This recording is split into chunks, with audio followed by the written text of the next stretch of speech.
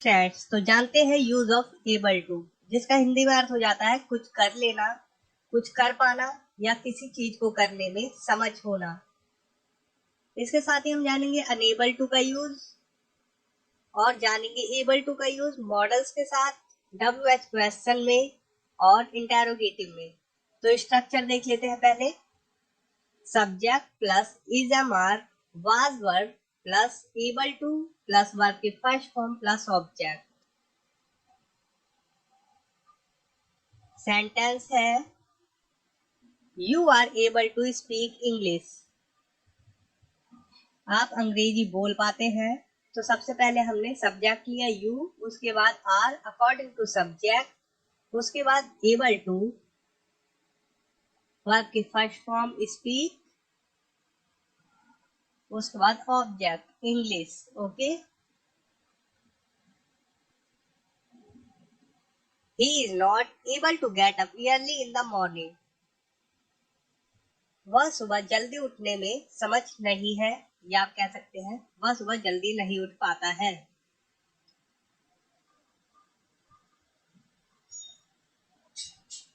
He is not able to do this type of work।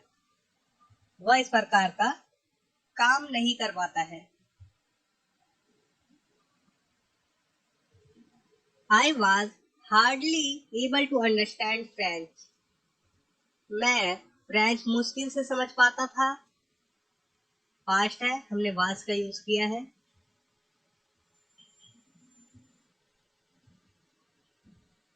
He was unable to read this book। वह इस पुस्तक को पढ़ने में असमर्थ था। तो हमने अनेबल का यूज किया है नॉट की जगह। ओके, अनेबल कर दिया डायरेक्टली, जो कि जिसका हिंदी में अर्थ हो जाता है असमर्थ, जो कि नकारात्मक रूप दिखाता है। Okay, I was unable to meet Sunita. मैं सुनीता से नहीं मिल पाया या मिलने में असमर्थ था। Okay,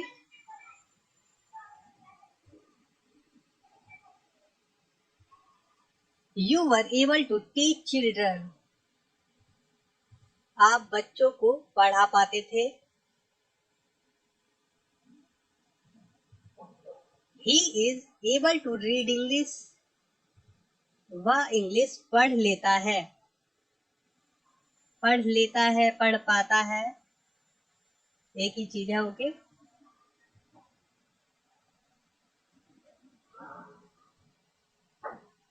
he is able to teach English in any way। वह किसी भी तरह से इंग्लिश पढ़ा लेता है या पढ़ा पाता है। I am unable to tell a lie। मैं झूठ नहीं बोल पाता हूँ या झूठ बोलने में असमर्थ हूँ।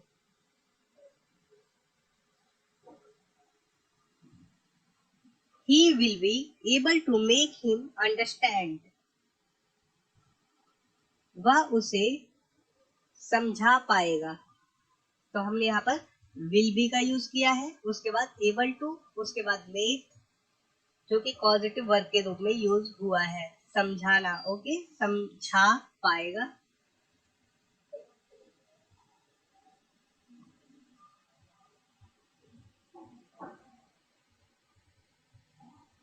वह उसे समझाने में समझ हो जाएगा। वह उसे समझा लेगा। ओके, इसके 3 मीनिंग है, सेंटेंसेस है हिंदी में। या वह उसे समझा पाएगा, वह उसे समझाने में समझ हो जाएगा, वह उसे समझा लेगा। तो इसी प्रकार से आपको सेंस समझना है कि उसका मीनिंग क्या हो रहा है। ओके, जैसे कि यह है मैं झूठ नहीं बोल पाता हूँ, मतलब कि मैं झूठ बोलने में असमर्थ हूँ। तो यहाँ पर मैं लिख सकता हूँ मैं झूठ बोलने में असमर्थ हूँ। इंग्लिश सेंटेंस हो जाएगा I am unable to tell a lie. Okay, आपको समझना होगा, ट्रांसलेशन को समझना होगा, और बाकी स्ट्रक्चर तो आप लोगों को पता ही है। Manoj is not able to drive a car. Manoj car नहीं चला पाता है।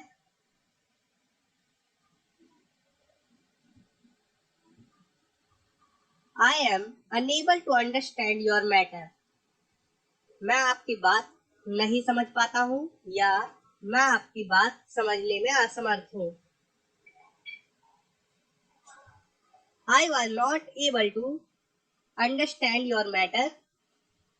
मैं आपकी बात नहीं समझ पाया।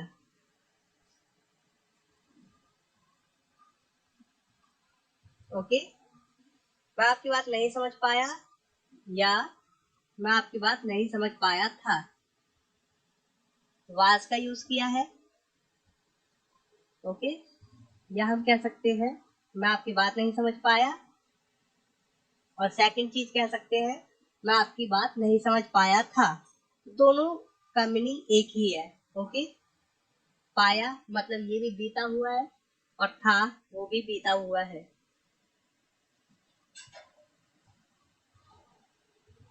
I was unable to say my problem to her. मैं उसे अपनी परेशानी कहने में असमर्थ था। You will be able to do this type of work. आप इस प्रकार का कार्य कर लोगे या कर पाओगे।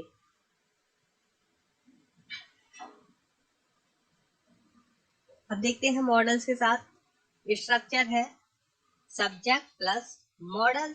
मॉडल हो जैसे कि कुछ मॉडल मैंने इस लेसन में लिए हैं। उसके बाद be plus able to plus verb के फर्स्ट फॉर्म, उसके बाद अदर वर्ड्स। देखते हैं।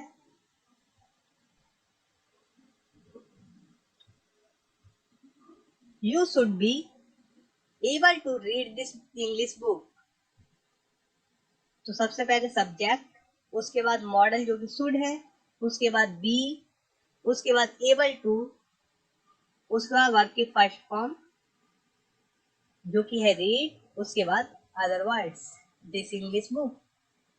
आपको इस अंग्रेजी पुस्तक को पढ़ने में समझ होना चाहिए।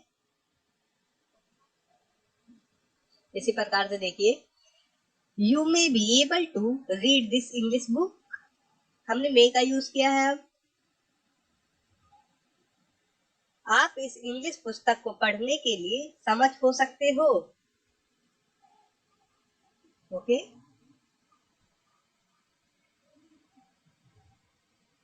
हमने मस्ट का यूज किया है, मस्ट बी का। You must be able to do this work. आपको यह काम करने में जरूर समझ होना चाहिए। विल का यूज किया है। विल का यूज मैंने आप लोगों को अभी दिखा भी दिया है। He will be able to make him understand. वह उसे समझाने में समझ हो जाएगा, या आप कह सकते हैं वह उसे समझा पाएगा।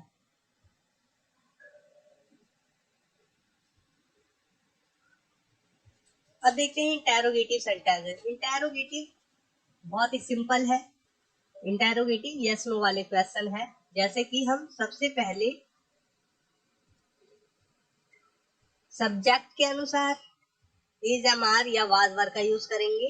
अगर प्रेजेंट में है तो इज एम आर, ओके, और पास्ट में है तो वाज वर। तो are you able to read English? क्या आप अंग्रेजी पढ़ लेते हो? तो सबसे पहले हमने आर का यूज किया, उसके बाद यू जो कि सब्जेक्ट है, उसके बाद एबल टू वर्ब के first form object. Okay, am I able to read English? क्या मैं इंग्लिश पढ़ लेता हूँ? Is he able to read English? क्या वह इंग्लिश पढ़ लेता है? तो आप देख रहे हैं, according to subject helping verb को हम स्टार्टिंग में रखेंगे यहाँ पर। Okay,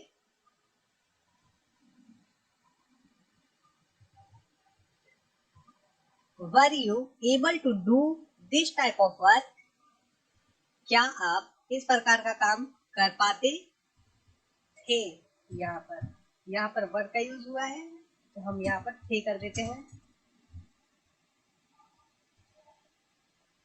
will Manoj be able to drive a car?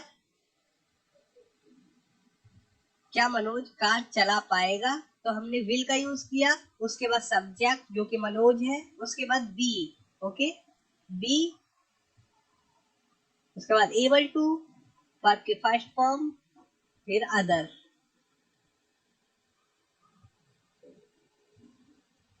Will Manoj not be able to drive a car, क्या मनोज कार नहीं चला पाएगा, तो सबसे पहले हमने विल का यूज किया, उसके बाद सब्जेक्ट जो कि है मनोज, उसके बाद नॉट, ये इंटेरोगेटिव नेगेटिव है, ओके। उसके बाद बी का, नॉट के बाद बी का यूज किया, ओके। WH क्वेश्चंस देख लेते हैं।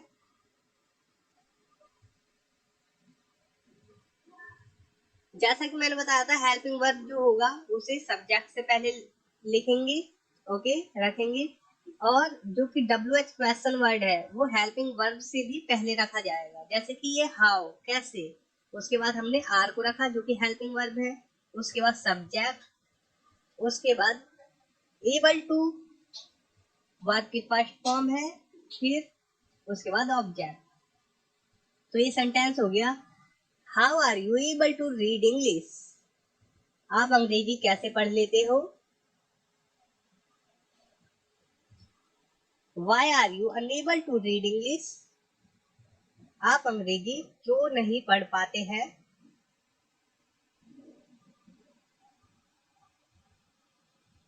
How is he able to swim, वह कैसे तैर लेता है।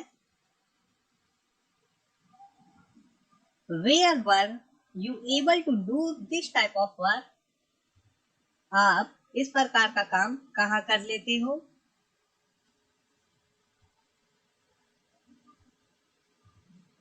When will you be,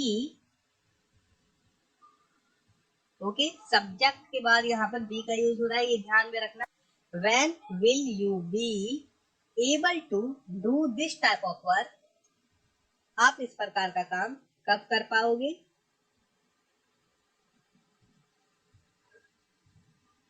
Who will be able to do this type of work, आप इस काम को कौन कर पाएगा।